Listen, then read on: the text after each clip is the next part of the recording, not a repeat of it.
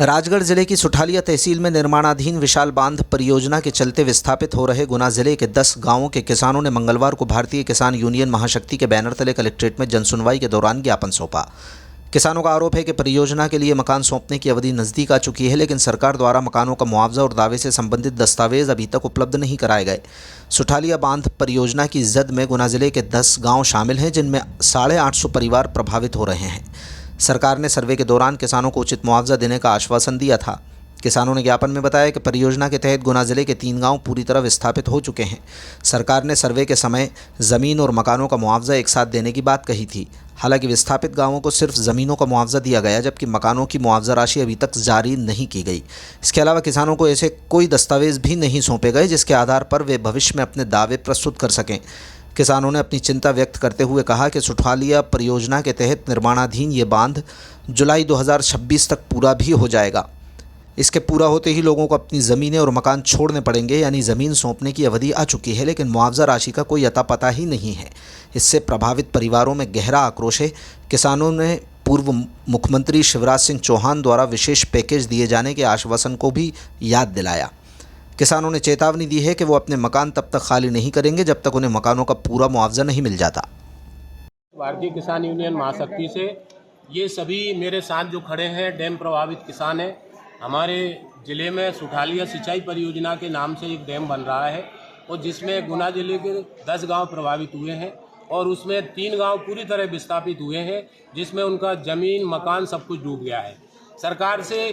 सरकार ने हमसे जब सर्वे हुआ था उस समय वायदा किया था कि ज़मीन और मकान का मुआवजा एक साथ डाल दिया जाएगा और ज़मीन और मकान की जो धारा 11 होती है वो भी एक साथ हुई, लेकिन सरकार हमारे इस बात से मुकर गई। उन्होंने केवल ज़मीन का मुआवजा डाला, मकान का नहीं डाला, जिससे किसान बहुत पिछड़ गया है और वो अपने परिवार को कहीं व्यवस्थित नहीं कर पा रहा है, क्योंकि जो डैम बनने जा रहा है वो अभी जुलाई 2026 में बन के तैयार हो रहा है। तो हमको 1 साल में ये पूरा छोड़ना पड़ेगी, घर द्वार सब कुछ, और जबकि अभी तक पैसा डाला नहीं तो मकान हमारे इतनी जल्दी कैसे बन पाएंगे, सब लोग अपने परिवार को कैसे सेटल कर पाएंगे।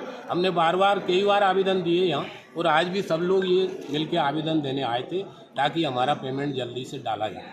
कितने ऐसे किसान हैं जिनको पेमेंट नहीं मिला है? किसी को नहीं मिला। संख्या भी तो होगी।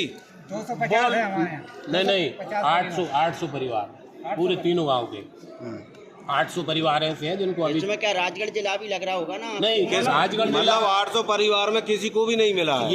ये परियोजना तो राजगढ़ जिले की है। हाँ। अपन गुना जिले के लोग उसी में ये विस्थापित हुए। मकान का मुआवजा नहीं मिल पा रहा। हाँ। अच्छा, और जमीन का मिल गया, और जमीन का भी बहुत कम मिला है। जमीन का क्या है, 2.5 लाख रुपए बीघा मिला है, जबकि अभी मार्केट वैल्यू 8 से 10 लाख रुपए बीघा चल रही है। तो नाम मात्र का मुआवजा मिला है, कोई किसान जमीन नहीं खरीद पाया। आपकी क्या मांग है? हमारी ये मांग है कि सरकार ने पहली बात तो जो हमसे वायदा किया था कि ज़मीन और मकान का मुआवजा एक साथ डालेंगे, तो वो मुआवजा डाला जाए। दूसरी बात, मुख्यमंत्री ने ये घोषणा करी थी कि तुमको जो है पैसा कम मिल रहा है, मैं विशेष पैकेज दूंगा, पूर्व मुख्यमंत्री शिवराज सिंह चौहान ने।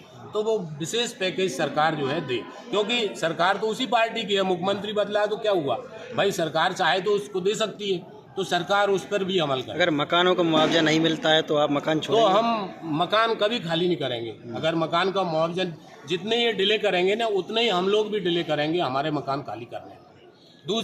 हमें दूसरा ये नुकसान हो रहा है कि मकान का मुआवजा आज मिल जाता है तो हम लोगों को ये ब्याज तो दे नहीं रहे। अगर ब्याज देते हैं तो भले डिले हो जाता, हमें कोई दिक्कत नहीं थी, लेकिन ब्याज तो हमारा बंद ही है, बिल्कुल 1 पैसा ब्याज नहीं मिल रहा है। तो ये सबसे बड़ा नुकसान हो रहा है। आपका नाम बता। मैं नारायण सिंह चौहान, भारतीय किसान यूनियन महाशक्ति से जिलाध्यक्ष।